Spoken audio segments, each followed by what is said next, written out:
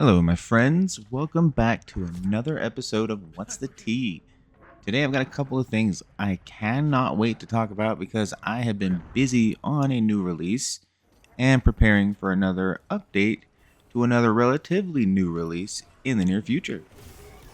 Before we get into what is coming, let's get into what is here.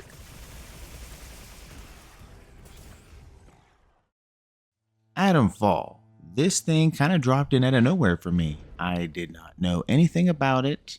Little things I had seen just looked like Fallout, but British, Like that's what it looks like.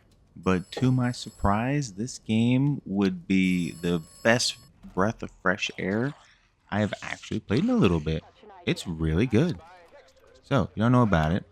This is a game from Rebellion Studios, who recently released Sniper Elite Resistance, which, let's admit, has kind of a lukewarm reception in comparison to recent entries in the series. The Sniper Elite and its little side series Zombie Army trilogy, and even the fourth one, are all a pretty darn good time. They may not be like 9 or 10 out of 10 games, but they are fun for what they are. They know what they're doing, and they embrace a level of absurdity, especially in the zombie games. But even in Sniper Elite, a lot of the game is just, let's do this just because it's fun, right? But that kind of in conjunction with realistic things like your sniper physics and stuff, they strike a good balance between like fantastical and grounded, which I think really helps Atomfall in the long term. Now, like we said, most people will say this pretty much is British Fallout, but that's only on the surface.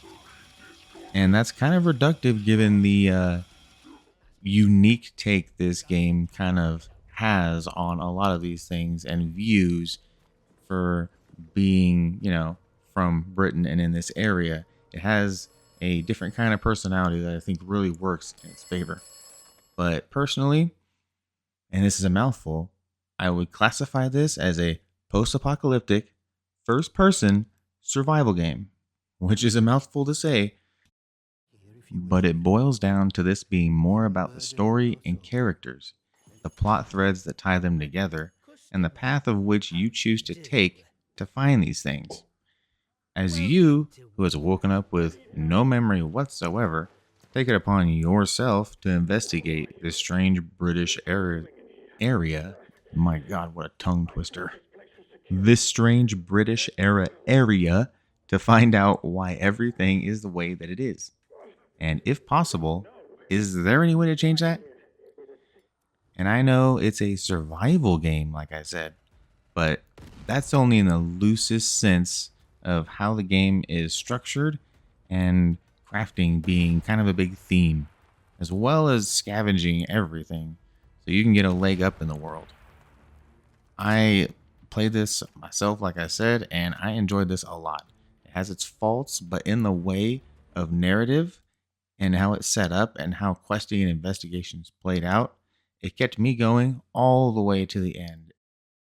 Another release that had come out that I want to bring up because I do plan on playing, but maybe not quite as soon as I would like, is the First Berserker Kazan. I have heard nothing but good things about this game. A buddy of mine has been singing its praises. I hear you, man. I hear you. I'll give it a try. But let's talk about what this is. It's a new Souls-like game from Neopol. I hope I said that right. Based on the universe of Dungeon Fighter Online, which I'm told is one of the biggest online communities, like a fighter game, and that's pretty cool. But I know nothing about that, so I wondered if this could be for me. But then my buddy told me it's got some satisfying, almost Neo-like fast-paced combat. If you don't know what Neo is, go play it. It's wonderful. 1 and 2, some of my favorite Souls-like games, you could call them, I guess. But they're from Ninja Theory, so we're talking more Ninja Gaiden here as influence. But I heard that this is very much in that same vein, and that excites me. It's got great bosses. It looks like it has a wonderful art style. I do like how this looks, 100%. And most outlets reviewing it have it like at 8 or 9 out of 10. Some have a 10 out of 10 because it really like resonated with them. And that's pretty promising. So I think this is going to be worth a look. So maybe in the future, look for some content from me on it. Even if that's just me scrubbing a bit, that might be pretty entertaining. But for now, there are some things that are going to be keeping me busy. One of which is something else I really wanted to talk about with y'all, and that is new Monster Hunter news. Because, let's be honest, Monster Hunter is life. So, let's quickly go over what's coming in this update, some of which what you might know, but some of which just got released recently, so maybe you don't. So, in April, Mizutsume will become available. If you don't know about Mizu, this is what I feel like is a fan favorite character. It's one of the more unique monsters, and I was honestly kind of surprised it was announced for Wilds. So, cheers for the return of Mizu, even though it hasn't been long since we've seen you in Rise. And in this, we will also have the return of Zoashia. Not just in low rank though, we're going to get an 8-star Zoashia with gear this time. Because what the heck, why was there no low rank gear for Zoashia? Come on guys, like even just use for a little bit for layered armor? Come on. We're getting a gathering hub, folks. Oh yes, and this looks like a great gathering hub. I am partial to the Celiana Gathering Hub of World. I think that one is perfection, but this is looking great. We're going to get some new arena and challenge quests, some new event quests, and so of course some free and paid cosmetic DLC, but the most important update of the whole thing, we can change Alma's outfit. Now on April 22nd, Festival of Accord is going to be released. Festival in the Gathering Hub is always a good time. More seasonal event quests and previous event quests return. Now on April 29th is a big update. This one has a few layers. On April 29th, Arch-Tempered Raidao will be released, along with Gamma armor sets. And these armor sets traditionally are from the, Arch-Tempered creatures. But Capcom also released an update to all users that gave us much more information, such as the release of Title Update 1. There will be big changes aimed at improving game stability for PC users on Steam. Here's what they said. The team is continuing to identify stability issues and make improvements where possible, especially on the Steam version. This will be an ongoing process where we will aim to continue steps forward in this area and respond to critical issues. Improvements coming very soon include a reduction in VRAM usage and an upgrade to direct storage version of the Steam version in Free Title Update 1. This should result in an overall improvement in stability for our PC players. This is a huge win. No other way to slice it, because I wasn't sure if Capcom would take this seriously with how they treated Dragon's Dogma 2's Steam release, for that matter. Other changes in the update include a bunch of fixes to the UI, balance adjustments, and reducing the time it takes to use facility functions, which I think is most likely just to speed up menus and their transitions and things to make talking with people, what you do all the time, because that's how you access a lot of your stuff, just easier and faster. Capcom also says look to the future, as other improvements include things directly pulled from fan feedback. New things that weren't planned, basically, from my understanding. Other quality of life improvements, such as ease of restocking items, checking skill information, participating in multiplayer quests, and using the sacred and camera behavior during hunts. Nice.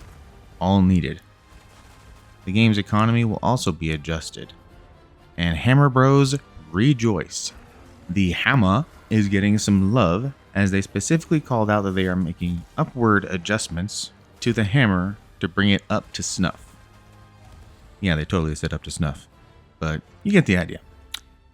Also, the corrupted mantle is busted AF and is going to get reined in. We're going to get some new endemic life previews to see what we've captured, which is nice since we don't have any housing to just kind of be like, hey, look at this. And they nonchalantly confirmed on like a little tiny line at the bottom that layered weapons are indeed coming in a future update, but not update 1, which is kind of a bummer, but I'm glad they're coming. That's at least awesome. Because once layered weapons are introduced, more kinds of event quests with more unique stuff start coming out, just like with World and Iceborne. So that is going to be great. But I do have just one thing about this that continues to bother me, and I just can't help it. And I think it needs to be kind of admitted by most people, even fans of this game, like myself, even though I've put hundreds of hours in this game. I've been saying it for some time now, but it feels like Wilds was straight up unfinished at launch, and it becomes more apparent the more time goes on. And while I do feel like a lot of this would be coming regardless, and we'd be getting good updates, even if this game had a little more time to cook, I do feel like even if they let it cook just a little longer, it might have suffered a little less at launch, might be running much better, and might not be sitting so mixed on Steam, even though Steam is apparently its biggest player base, which I would have never guessed. If you would have asked me, I would have totally guessed that that would have been on PlayStation, no doubt. So I'm glad they are fixing it, but I do wonder if it wasn't the biggest player base, if it would still be getting this kind of treatment. But regardless, let's rejoice because this is going to be a huge update. It's going to be a big W for all gamers and lovers of Monster Hunter, and we are all definitely going to put in much more time in this game when all these new armor sets and weapons and everything drop. And my hopes are that some of the adjustments include some of the wounds kind of being toned down a little bit, because you can really stun lock the monsters and do just absurd amounts of damage by exploiting them.